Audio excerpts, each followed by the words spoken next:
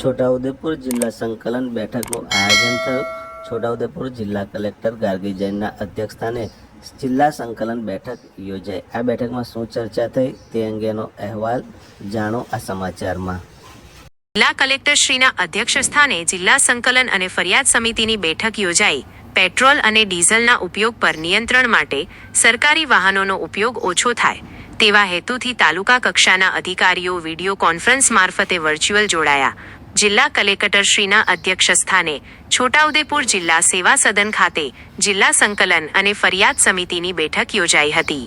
વડાપ્રધાનશ્રીના petrol અને ડીઝલના ઉપયોગ પર નિયંત્રણ રાખવા અંગે સરકારી વાહનોનો ઉપયોગ ઓછો થાય તે માટે તાલુકા કક્ષાના અધિકારીઓ વિડીયો કોન્ફરન્સ મારફતે પોતાના તાલુકા મથકેથી વર્ચ્યુઅલ જોડાયા હતા।